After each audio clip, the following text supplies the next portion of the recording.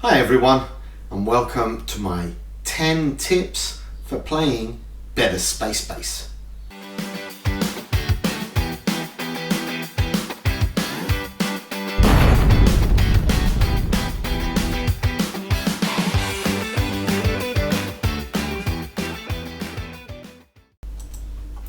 Now, tip number one is income. Income is critical in this game and is your passport to purchasing higher level cards, thus developing a better engine than your opponent and therefore winning you the game. Now, in a two-player game, you're getting a buy action every other turn. Your turn, get a buy action. Your opponent's turn, your turn, get a buy action. So income is important as you won't have that many activations before it's your turn and you have a buy action. So getting credits from income is far more efficient than getting credits from activating sectors. Now, at higher player counts, activations between your buy action and just you activating deployed sectors is more common.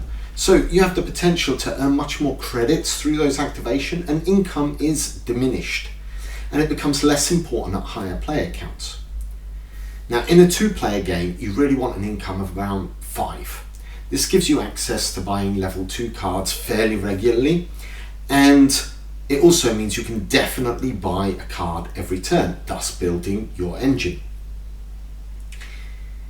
If you have a low income, you are going to be dependent on activating sources of credit on your board. If you're in a two-player game, like we said, that's going to happen irregularly. Also, the main sources of those credits are on the higher sectors, 7+. Those are going to activate irregularly and therefore not so dependent as being able to have automatic income. That's reliable, it's easy. So get your income up quickly in 2-player. In 3, 4 and 5 players, you don't have to rush the income so much. You're going to have more activations in order to gain credits, and the income won't be as significant. Tip number 2, don't be afraid to overspend. Maximizing the spending of every credit is generally a very good strategy, because when you make a purchase, your money is zeroed. So you want to get the best value for each purchase that you make. However, there are times when you want to overspend. Why? Because a card in the market might fit your overall strategy perfectly, or it might be really good to deny it to your opponent. That card might cost far less credits than you currently have.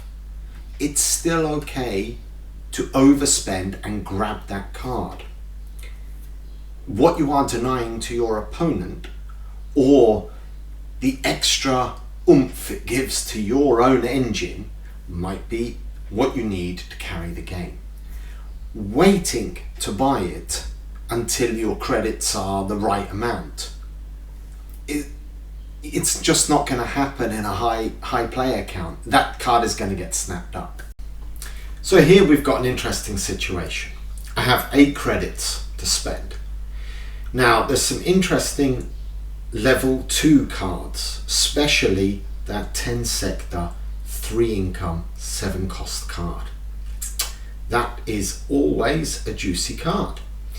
But my strategy in this game is playing the lower sectors and getting frequent activations.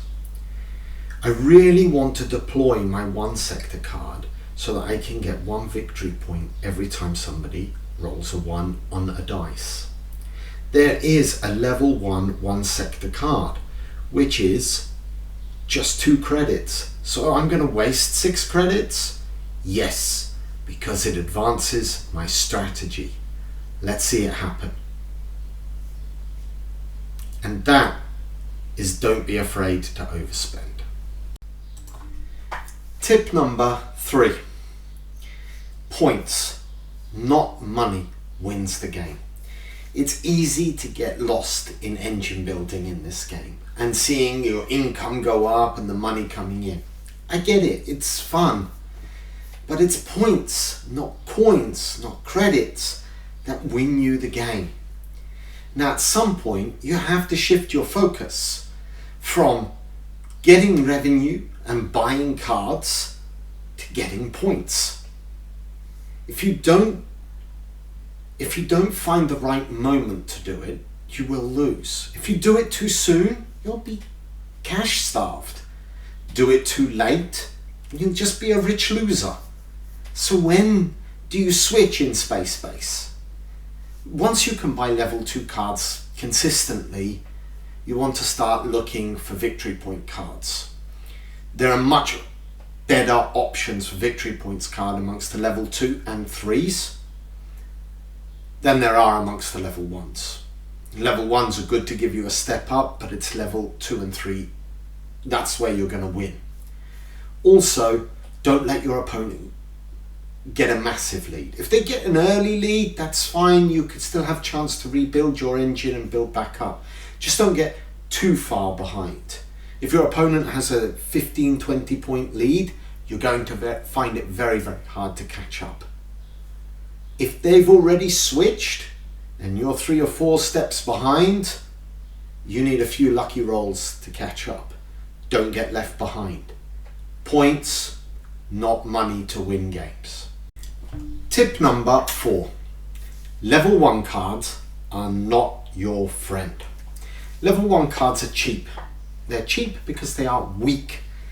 They're fine at the start of the game when you're broke and you're just starting to build your engine and you need something to get you going. That's where level 1 is great. But don't fall in love with those cards. They'll break your heart. Instead, you want to try and move as quickly as you can to be able to consistently purchase level 2 and 3 cards. There's a considerable power jump in the rewards you're going to get from those cards. If you just stay focused on the cheap cards, then just like in other engine building games like Splendor for example, you will lose. You've got to upgrade your engine as quickly as possible. Shift it into a higher gear. Buy more expensive cards as quickly as you can and as consistently as you can. That's how you're going to win. Tip number 5. Always see what your opponents are up to. During the game, take the time to look at what your opponent or opponents is or are up to. See what they're doing. You cannot take advantage of an opportunity to block them or hope to predict what their next move is if you're not keeping an eye on their board. For example, look and check what sectors they're building on. What cards are they going to be looking for in the market? How much money do they have? Where are their purchases going to be restricted? Are they stuck buying level 1 cards? Or do you think they're saving up for a colony card and about to start the race for the end of the game? You will never know if you're not looking at the board. So every time they make a turn, check and see what they've done. Scroll down, have a look. What did they buy? Why did they buy it? Look at the game log. Check and see what they're doing. Ask yourself, if you can figure out what they're after, what benefit do I get by grabbing it first? How badly will it hurt them if I grab it first? This is another great tip for doing better at Space. Now, while Han Solo might never want to know the odds, in Space you most certainly do want to know the odds. You will gain a significant advantage by understanding which sectors activate more frequently than others. Now, the rulebook provides you with a handy sheet and it shows how frequently the different sectors are activated. You don't need to memorize it completely, and I understand that many of you are allergic to math and we don't want anyone going into anaphylactic shock, so let's just go through the basics here. Sectors 1 to 6 will activate at least twice as often as sectors 7 to 12. Sector 6 in particular is one that you want to pay attention to. It will activate almost 3 times more often than Sector 7 and almost 6 times more often than Sector 10. Once you understand this, you'll also understand why the rewards on cards that are played on Sectors 7 to 12 are much greater. They are much stronger than the rewards on Sectors 1 to 6, because the rewards on Sectors 7 to 12 will activate far fewer. Now, you can mess with this game balance by using cards that swap the ships on 2 sectors, such as Sector 5 and Sector 8. And in this way, you can shove powerful cards down from a high activation sector, like 8, to a more frequently activating sector, like 5. Now, probabilities are also important when you want to compare 2 cards in the market. If 2 cards have an equal credit cost and an equal reward when activated, but one activates on Sector 6 and the other activates on Sector 4, which one do you want to buy? You want to buy the Sector 6 one because it activates far more often, and that makes your decision making easier. This should help you grab the better cards in the game. Tip number 7. The race is on as soon as the first colony card is purchased. This will be a race to the finish line. The first to 40 points is the winner. And if you don't recognize that the firing gun has been sounded and the race is on, you will get left behind. Why does the purchase of the first colony card signify the start of the race? Colony cards impact your engine. When you purchase them, you create a dead zone on your turn. You cannot activate that card or that sector on your turn. So you're trading your engine efficiency points, your engine power, for points. So when a player begins purchasing colony cards, they are signifying the dismantling of their engine, or they're creating inefficiencies in their engine. They're willing to, in order to get a points advantage. Now, if your engine is good and you can generate a large amount of credits, you can happily race them for the purchase of credit cards. And as I've said in a previous tip, keep an eye on their board so you know which one they're trying to purchase, and you could snatch it up before them, causing them to keep saving turn after turn, unable to grab an efficient colony card. However, if your engine is a point engine, then you're relying on generating points before your opponent can beat you by just turning credits to points with colony cards. However, don't be afraid to supplement your engine with some colony cards. Don't be afraid to make a few purchases. Now, you understand when the race begins and why it has started. Don't get left behind. Tip number 8. Activate multiple sectors at the same time.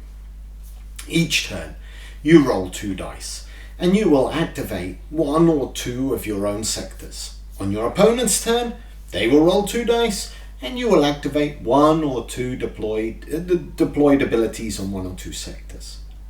But what if you could activate 3 or even 4 sectors, or even more sectors?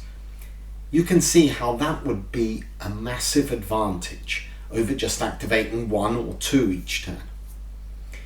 Welcome to multi-sector activation cards. These are your friend, and whenever you see them in the market, you should grab them like someone's handing out free iPhones. Even if you overspend, see my previous tip, you grab them. If you can chain them together, that really gives you an advantage. Now, on their own, they're pretty good because you can activate 3 sectors instead of 2, or 2 big sectors instead of 1. But if you can chain them together and you can activate 3 or 4 large, high value, high reward sectors, oh, it's so good. Now, There is a time when you want to avoid them. If you're doing a low sector strategy, then they may not be as useful to you. Why? Because these multi-sector activation cards only appear on sectors 7 to 12. So unless you can swap them down from those sectors, which is very tricky to do, or you're just wanting to deny them to your opponent, also a great strategy. See my previous tip on making sure you're paying attention to what your opponent is doing. Then they may not have as much value as if you're building a high sector strategy. Do keep an eye on them. Do keep an eye out for them. They're almost always worth grabbing. They are your friend. Tip number 9, low sectors or high sectors, but never both. Now, when playing Space, or in fact many other board games, you generally have to specialize a bit to do well. You can't do everything, or you just end up doing nothing. That makes board games much like life. Now, in Space, a good strategy is to pick either low sectors or high sectors and specialize in grabbing cards for them. You cluster your purchases so that you gather them on the same sectors and trigger big rewards whenever they activate. So which do you pick? Do you go low sectors or high sectors? Well, it kind of depends on the player count. In a low player count, say 2 or 3 players, the high sector strategy can pay dividends, while the low sector strategy tends to be very effective at the higher player counts, 4, 5 players, even with 3. 3 it can work as well. 3 is kind of a take your pick player count number. Why? This is because you activate the deployed low sectors very often in higher player counts. While with the high sectors, you need a little bit of luck. You need to get some good sector 7 cards, because that's going to be the high sector that activates the most, as well as some of those key multi-sector activation cards that go on sectors 7 to 12. So when somebody does roll a big activation, you will really gain massive rewards. Now, before you decide low or high, also look at the market. What kind of ships are available? If you're going to go for a low sector strategy, are there cards already in the market that will help you layer them up on the same sectors, on the same low sectors? Are there cards which are perfect for a high sector strategy? This should also influence your decision. Also, look at what your opponents are doing. You don't want to have to fight for the same cards all the time. That will just make winning much harder. And again, that's something that's true in many board games. Pick a strategy, stick to it, don't spread yourself too thin. Another key tip for winning at Space.